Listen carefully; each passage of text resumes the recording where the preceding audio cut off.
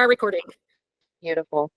Hi, Janet. I really appreciate you meeting with me today. I know sometimes these check-ins can feel a bit normal or clinical, but my goal today is just to let you know, get to know you, how you're doing, make sure you're safe and supported. So before we get into anything too deep, how things been going for you the past week? Okay, a little stressed out here and there, but seems to be all right. Okay. So I hear that you've been a little bit stressed out. What kind of things are causing that stress for you? Job, school, family, life. Yeah, a lot of those things can kind of compound on top of each other to culminate in that stress, especially in your adult life. So, um, let's see. Is there anything that's going well? Uh, yeah, I mean, I did finally get a job, but it's new, so it's a little scary. And then I have lots of family around right now, which can be good and bad because they can be a little time consuming, but it's also fun to kind of see everybody. So That makes a lot of sense. Sounds like you've got a good balance going on right now of different things. So, thank you so much for sharing that with me. Before we continue, I just want to go over a few important things for your privacy and safety. So, everything that you share with me today is confidential, which means that I will not share it with anyone unless there is a situation where you tell me that you're planning to harm yourself or someone else.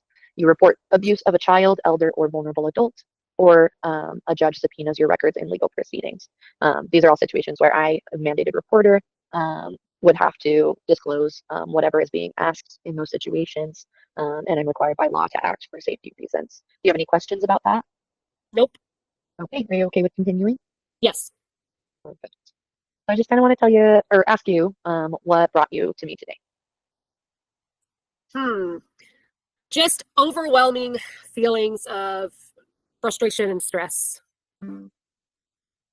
Can you elaborate a little bit more on those feelings of stress and Um, just kind of to the point where I become kind of non-functional from the stress, and you just kind of get stuck in a circle of not wanting to do things anymore.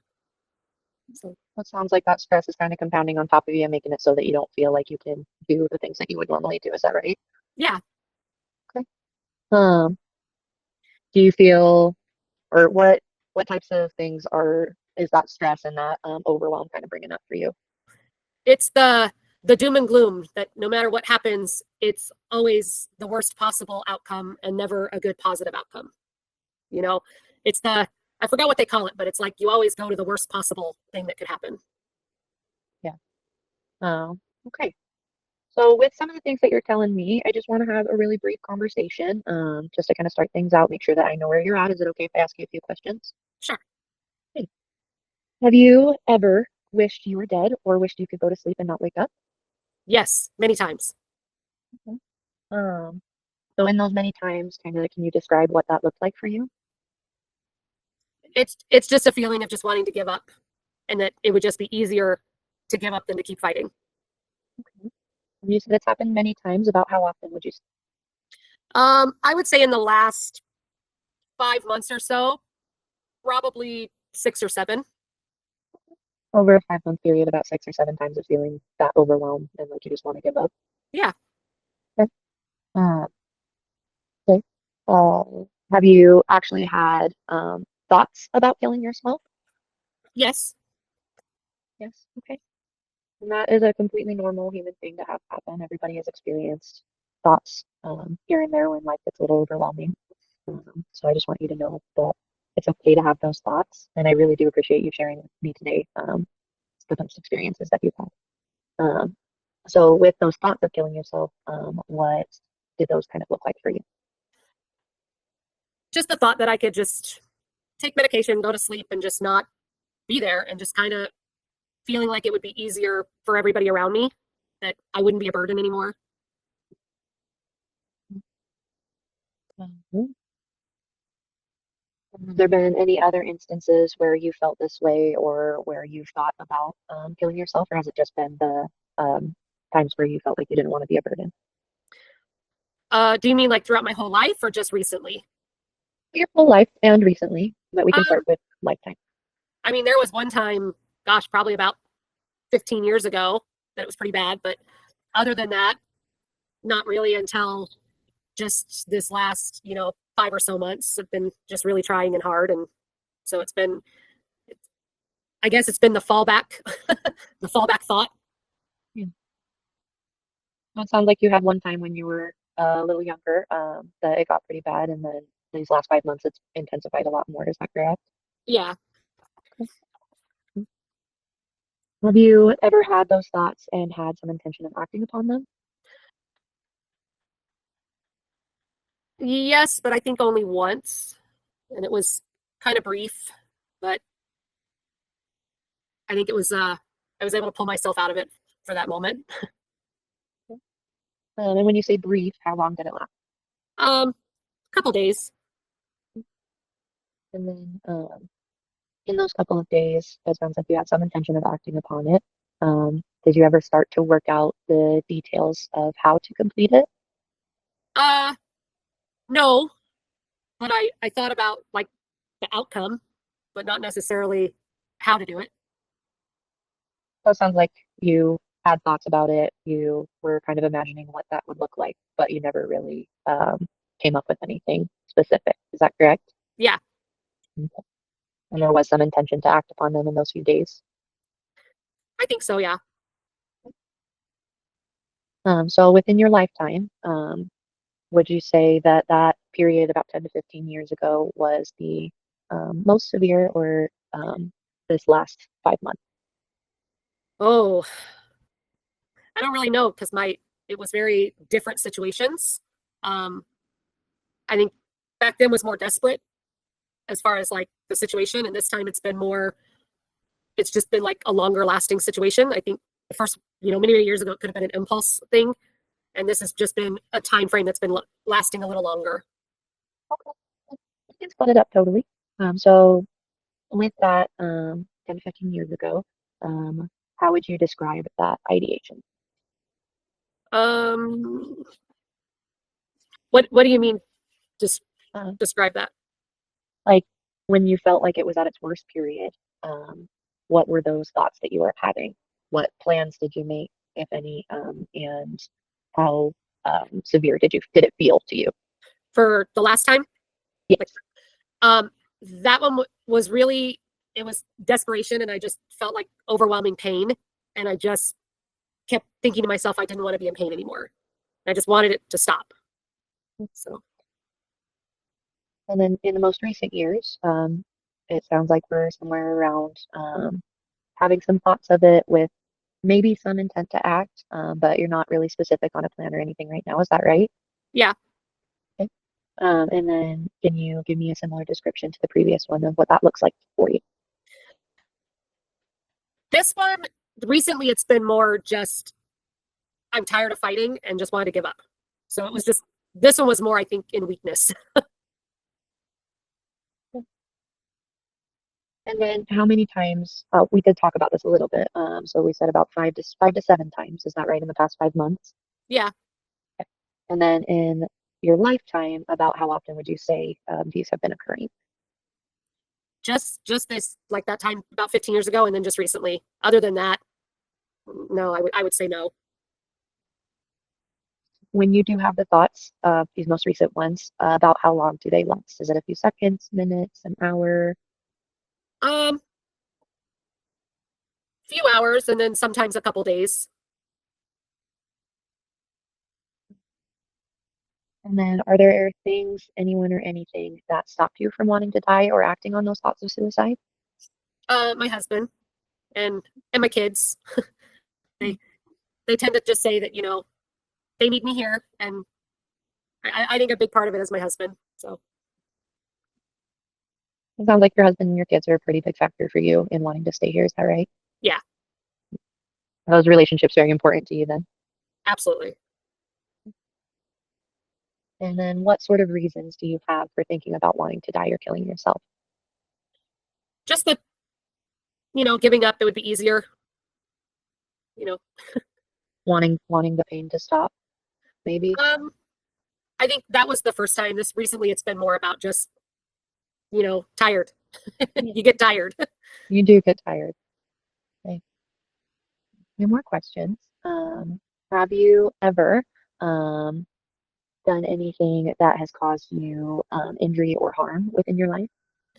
No, No. Okay. it's not Okay. intentionally. And what were those times that it wasn't unintentional? Oh, I've just been in a lot of car accidents because I'm dumb. Oh, okay. Mhm.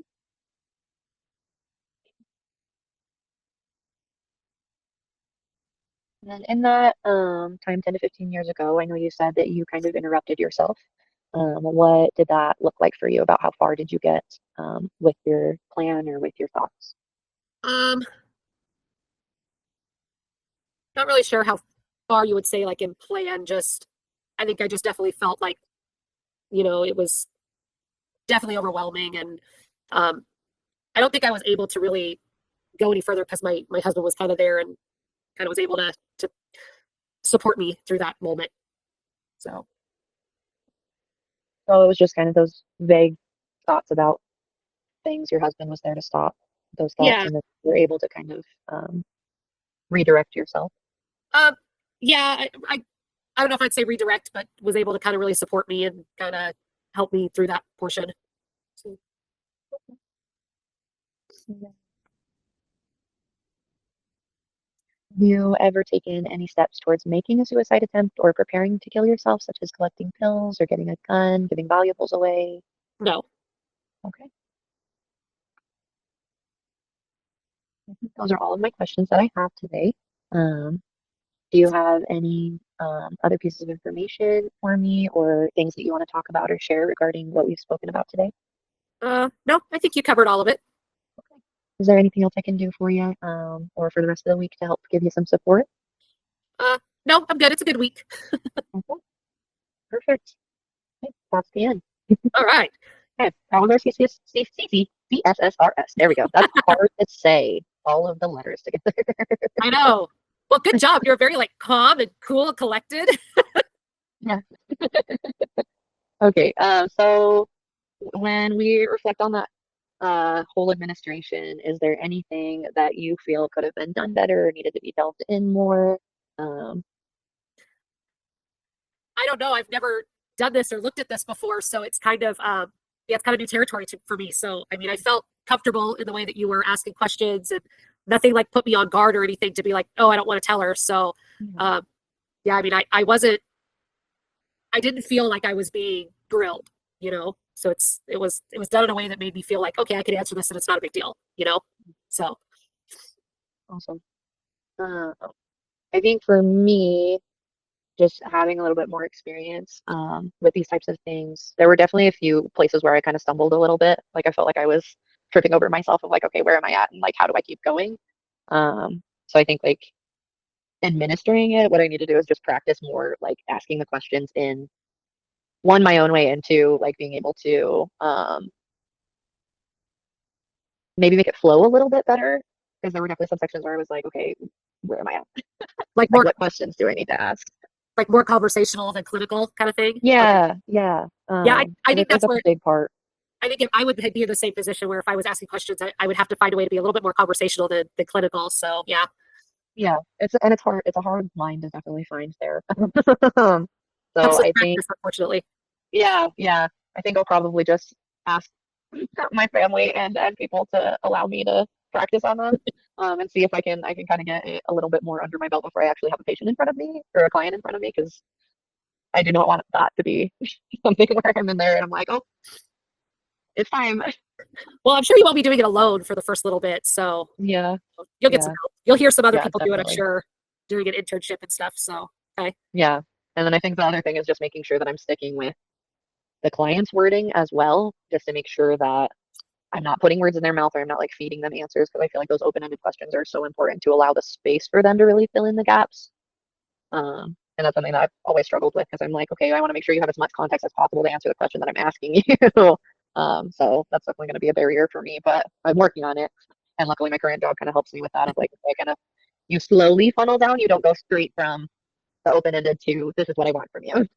well, I felt like you did a good job of reflecting back what I was saying. So like, I knew you were listening, but I also felt like you were kind of understanding, and even sometimes it brought a little clarity to what I was saying. So that was pretty nice. So yeah. So that's great to hear because I'm definitely my own worst critic. So, and then in the case, if you were actually a client, I think that I would definitely follow up with a little bit more of a thorough risk assessment just because of that intense stress that you've been feeling, and the like vagueness of the thoughts. But it's definitely up there in the severity of like, okay, do we need to?